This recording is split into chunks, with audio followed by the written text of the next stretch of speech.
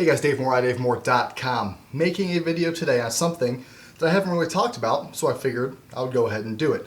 And that is the grip of your handgun. How to hold your handgun properly, how to reduce recoil as much as you can. Now, disclaimer, this is how I hold the gun. This works for me. It may not work for you, but I think it will. So give me a chance, will you?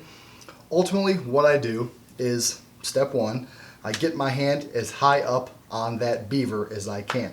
I jam my hand in the beaver. That's what she said. A lot of you know this is called the beaver tail or the tang. Get your hand up there as high as you possibly can. Now, once you have achieved that from the draw, you then place your support hand on the gun and you go thumbs forward. Put your thumbs as far forward as they can go. And it looks something like this. Step by step would be high tang grip, support hand. Now what I do is I place my support thumb, my right hand, your left hand most likely, on the gun with downward force on this little bump that's here in the Glock. And I push down on that bump. And yes, my thumb does make contact with the slide. Once you have that, then you place your weapons hand or your strong hand, if you call it that, on your support hand. And yes, that thumb also does make contact with the slide. And as you can tell, it is a very high grip. My hands overtake the gun. Now, I know it looks weird, and some of you were taught otherwise, but a lot of instructors are teaching this, and this is kind of something that I just started doing on my own.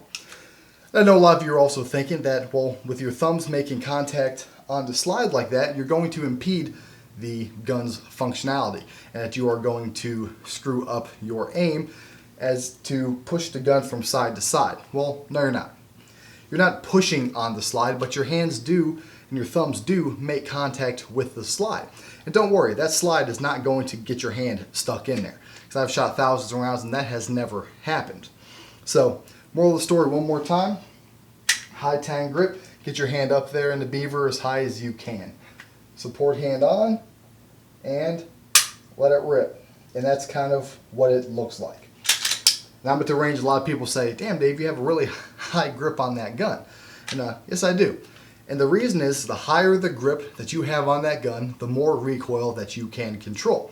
A lot of you know that if I could hold the gun like this, I would, because then there would be no recoil. But it hurts and the gun wouldn't work. And most of you know that if you hold the gun down here, you have a lot of wiggle room right there. But if you get your hand all the way up on there, that really removes the pivot point of the recoil. So that's how I hold the gun. Extremely high tang grip, high grip with my thumbs, pew. So just for the sake of demonstration, I'll do it with a full-size gun. This is my Glock 22, but as you can tell, there is no extractor because I'm picking that up tomorrow due to my little mishap that I had. So once again, high tang grip, get your hand all the way up there, place your thumbs along the slide like so, pew. So it can be done with any gun, especially Glocks, because Glocks do have that little bump. The slide or the frame is wider than the slide, which gives you a nice push point to help reduce that muzzle flip. Now, the reason that I'm making this video is due to a Facebook post, and it was a post by a guy who is known for this, and a lot of you know who I'm talking about. This is a well-known firearms instructor, a very highly regarded firearms instructor, and a firearms instructor that I support. Now, in this post, it showed him shooting a Glock, and his hand had slide bite. And it looked like it was about to start bleeding. It was pretty bad. And what really bothered me were the comments. There were a lot of comments from people calling him anything from a noob to an idiot. You don't know what you're doing. Does the slide bite come for free? Yada, yada, yada. And I'm like, okay, people are going to talk, but they're not getting it.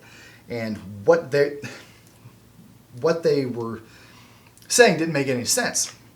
My view is that if you are not getting slide bite, you're holding it wrong.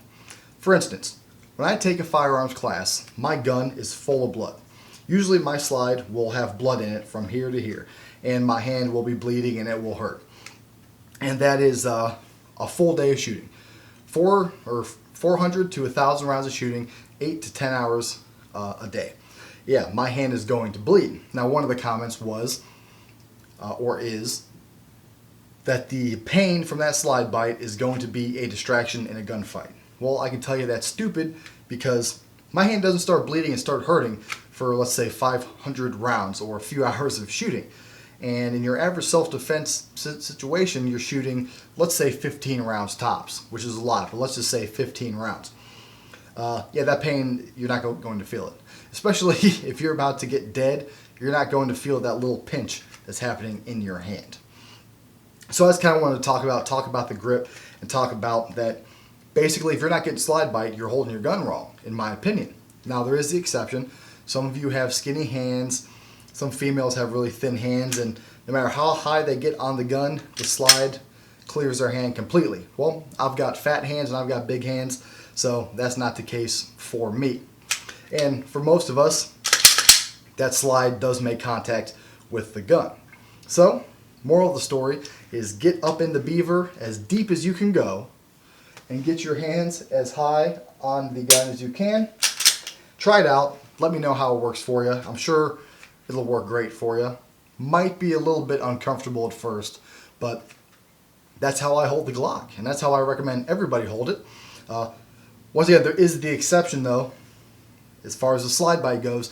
If you're shooting an M&P or a gun like that with a very pronounced beaver tail on it, yeah, the slide's not going to contact your hand. That is one benefit of those guns, but I still shoot Glock, and the beaver tail on the Glock is not very pronounced. So I get tore the fuck up whenever I shoot for an extended period of time.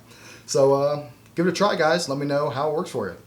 And keep shooting. But make sure to get a high grip and let it rip.